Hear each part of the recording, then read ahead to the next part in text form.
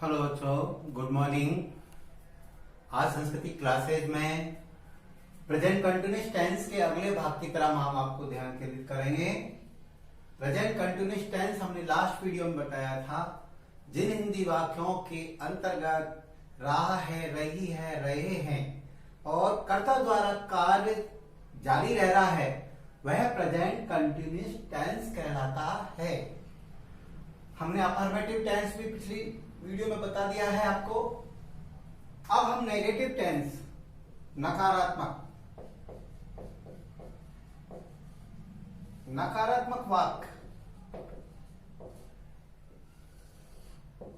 बच्चों जिसमें नहीं आता है, कर्ता द्वारा कोई कार्य नहीं किया जा रहा हो, वह वाक्य नेगेटिव कहलाता है, नकारात्मक कहलाता है।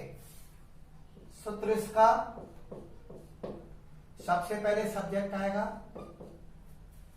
फिर हेल्पिंग वर्ब इज, आर या एम के साथ नॉट लग जाएगा। इस हेल्पिंग वर्ब के साथ क्या लग जाएगा? नॉट। इसके बाद हमारी वर्ब की fourth form plus object ECT,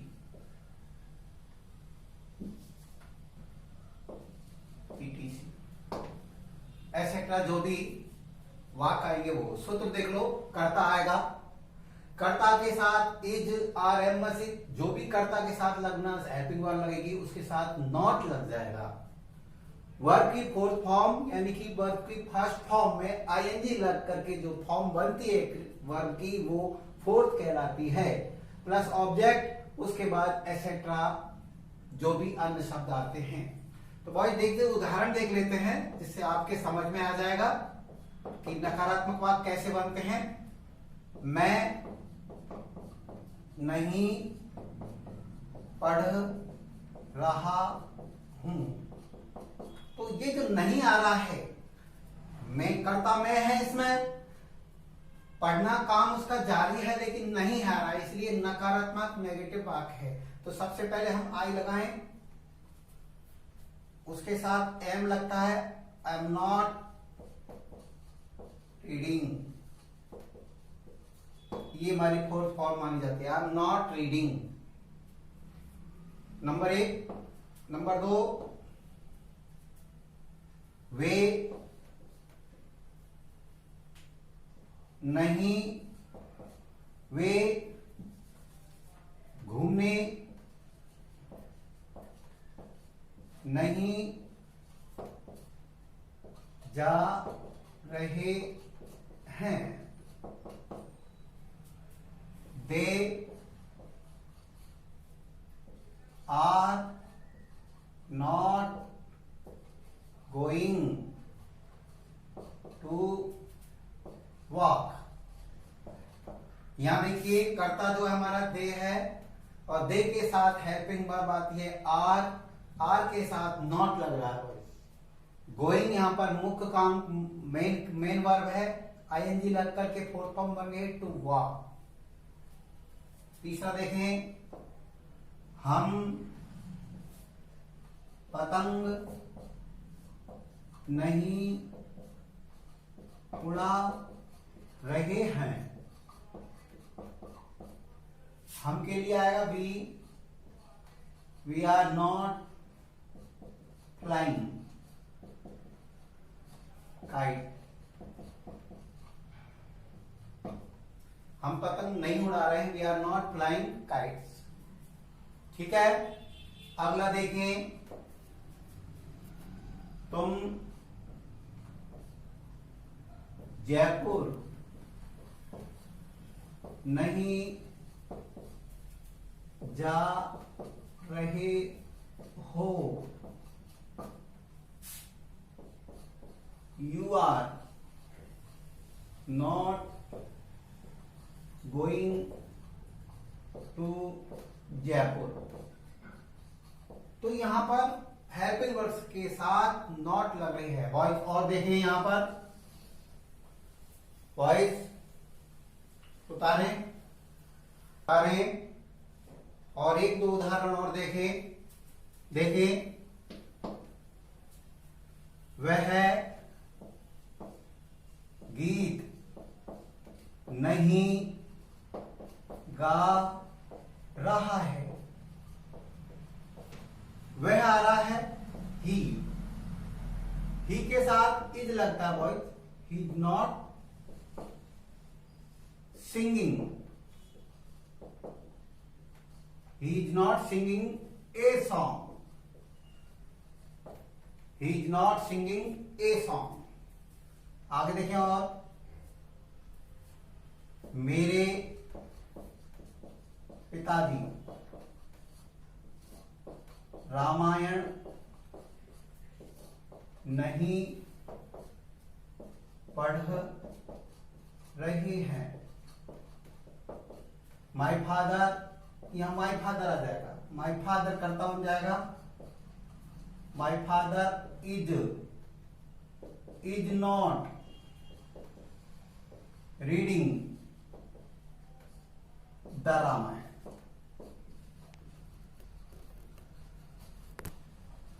समझ में आया बच्चों? ये हमारा नेगेटिव फॉर्म है, होता है।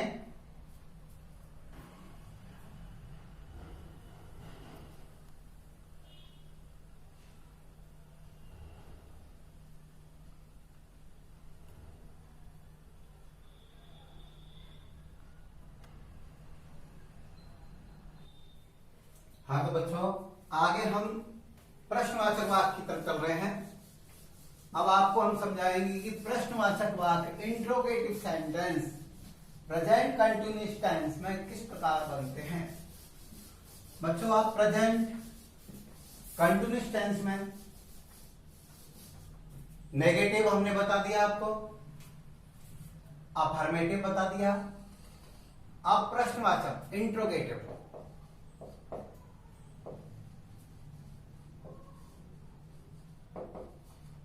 इंटेरोगेटिव सेंटेंस, प्रश्नवाचक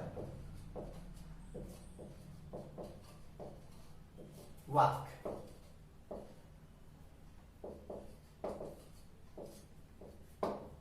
प्रश्नवाचक वाक्य बच्चों इंट्रोगेटिव सेंटेंस दो प्रकार से बनते हैं। एक तो सहायक क्रिया से, इसका सूत्र देख लीजिए। एक तो हेल्पिंग वर्ब से, हेल्पिंग वर्ब से जब वाक्य शुरू में ही क्या से आरंभ होता है, जब वाक्य क्या से आरंभ हो तो हेल्पिंग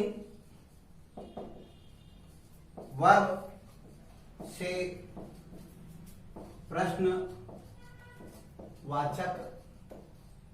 वाक्य बनता है। सूत्र है इसका, जो सूत्र है हमारा, इज आर या एम से शुरू में कुछ भी आ जाएगा। हेल्पिंग वर्ब इज आएगी या आर आएगी कर्ता के अनुसार, प्लस सब्जेक्ट बैठेगा, फिर कर्ता बैठेगा, प्लस वर्ब की fourth form, plus object, plus etc और प्लस प्रश्नवाचक चिन्ह। ये हमारा सूत्र है। तो एक एग्जाम्पल देख लेते हैं इसमें। एग्जाम्पल देख लीजिए इसमें, जैसे क्या वे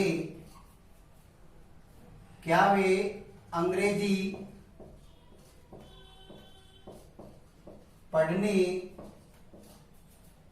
जा रहे हैं। ये क्या से शुरू हुआ है? हेल्पिंग वर्ब से। शुरू में वाक्य में जब क्या आता है तो हेल्पिंग वर्ब, और कंटिन्यूअस टेंस की जो प्रेजेंट कंटिन्यूअस टेंस की हेल्पिंग वर्ब है इज आर एम। तो क्या वे बहुवचन करता है तो आर से हमारा वाक्य शुरू होगा। सबसे पहले फिर लगा देंगे दे, हमारा subject, are they going, are they going to read English, और प्रश्नवाचक चिन्ह, are they going to read English. आया समझ बच्चों? जब वाक्य क्या से आरंभ हो रहा होता है तो प्रश्नवाचक वाक्य हेल्पिंग वर्ब से ही अनुवाद होगा, बनेगा। जब वाक्य क्या से, जैसे हमारा क्या वे, क्या से वाक्य शुरू हो रहा है। दूसरा, ये नहीं समझना तो एक उदाहरण और देख, समझ में हो जाएगा हमारा। क्या मैं खेलने जा रहा हूं, एम आएगा जब हमारा आई लग रहा है शुरू में, am I. Going to play, प्रश्न, ये हमारा सूत्र है हेल्पिंग वर्ब, यानी क्या से जब वाक्य आरंभ होगा तो इज आर एन से interrogative sentence present continuous tense का बनेगा। वर्ब की फोर फॉर्म, मुख्य क्रिया की चौथा रूप बन जाता है। फर्स्ट फॉर्म में आईएनजी लग करके, जैसे फर्स्ट फॉर्म में हमारे वर्ब की फर्स्ट फॉर्म में प्लस आईएनजी, वर्ब की फर्स्ट फॉर्म में आईएनजी लग करके वर्ब की फोर्थ फॉर्म मानी जाती है वर्ब की।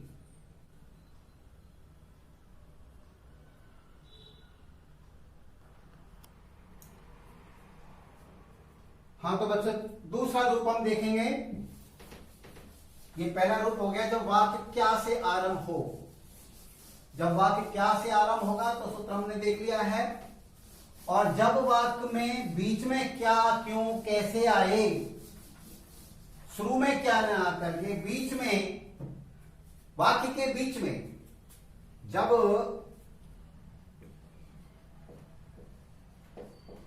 वाक्य के बीच में क्या,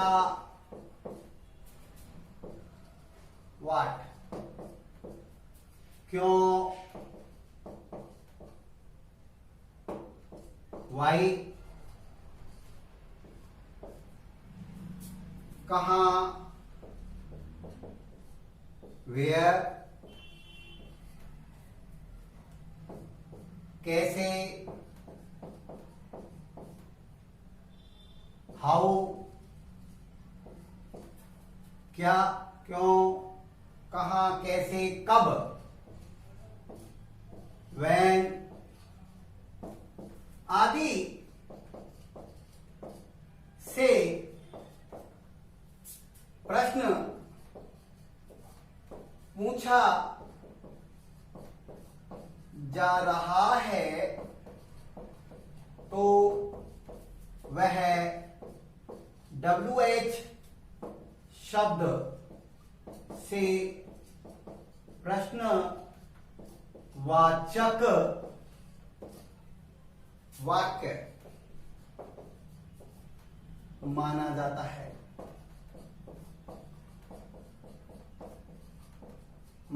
है। बच्चों देखो तो बीच में कोई भी बात बन रहा है, बीच में क्या, क्यों, कब, कैसे आ रहा है तो वो WH से प्रश्न माना जाता है। और इसका जो फॉर्मूला है, सूत्र है, वो देखें। सबसे पहले WH शब्द रखा जाता है, WH शब्द, WH word, WH words plus helping verb is, are या एम से साथ में लगेगी। WH वर्ड के साथ इज आर एम जरूर लगेगी। उसके बाद प्लस सब्जेक्ट, ध्यान रखना WH वर्ड लग जाएगा। जो भी वो क्या, क्यों, कब, कैसे, जिससे भी प्रश्न पूछा है वो शुरू में लगेगा। फिर लगाएंगे आप इज, आर, एम में से जो भी कर्ता मांग रहा है, सब्जेक्ट मांग रहा है, वो लगेगी। उसके बाद हमारी वर्ब की फोर्थ फॉर्म लग जाएगी, मुख्य क्रिया की चौथी फॉर्म आईएनजी लग करके। फिर ऑब्जेक्ट लगेगा और फिर ईटीसी ये।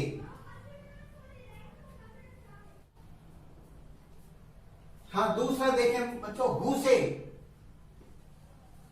से भी प्रश्नवाचक वाक्य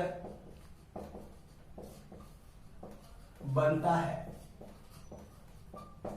इसका सूत्र देख लें। जैसे हु आ रहा है, हु, तो सबसे पहले हु लग जाएगा।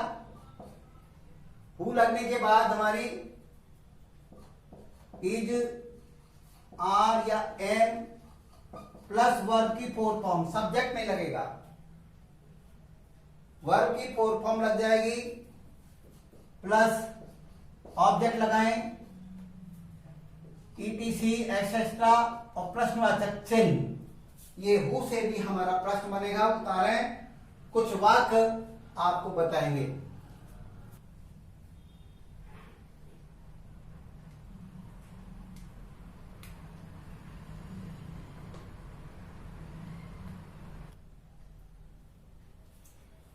हाँ, तो बच्चा देखो, आप ये प्रश्नवाचक वाक्य था जो आपने उतार लिया होगा। जब वाक्य जो शुरू होता है वो बीच में जब WH शब्द आ रहा है, WH, what, why, where, how, when, क्या, क्यों, कब, कैसे, यदि इनसे बीच में प्रश्न पूछा जा रहा है तो ये WH का प्रश्न माना जाता है। और इसके कुछ उदाहरण देखो, तब आपके समझ में आएगा कि हम किस तरह से इनका अनुवाद करेंगे। देखें, जैसे आजकल तुम क्या कर रहे हो। अब मैं यही समझा रहा था आपको, आजकल तुम क्या कर रहे हो, ये बीच में क्या आया है, देखिए ये है आपका, ये उदाहरण हमारा, यहां कर्ता हमारा ये है और बीच में क्या आ रहा है। तो इसके लिए आप बच्चों इज आर एम का प्रयोग नहीं करेंगे, इसके लिए आपको क्या लगाना है, व्हाट, WHAT, व्हाट, व्हाट। फिर हेल्पिंग वर्ब लगेगी, व्हाट आर यू डूइंग आजकल, what are you doing now it is, what are you doing now it is, आजकल तुम क्या कर रहे हो, ये हमारा उदाहरण। वे कहां रहे हैं, वे कहां रह रहे हैं, यहां पर कहां से प्रश्न पूछा है, वह, ये हमारा WH शब्द। तो इसकी अंग्रेजी हम शुरू में लगाएंगे। सबसे पहले वेयर, वे कर्ता हमारा वे बोल रहा है, तो वे के लिए आर ही आएगा, where are they, where are they living, वे कहां रह रहे हैं, वे। तीसरा देखें, कौन कौन इन दिनों पढ़ाई नहीं कर रहा है, कौन कौन इन दिनों पढ़ाई कर रहा है, कौन कौन इन दिनों पढ़ाई कर रहा है। तो बॉयज देखें, who are studying these days,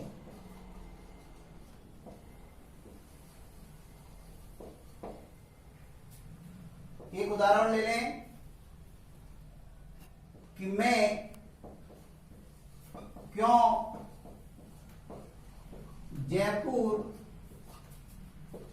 जा रहा हूं। क्यों आया है? वाई एम आई गो जयपुर।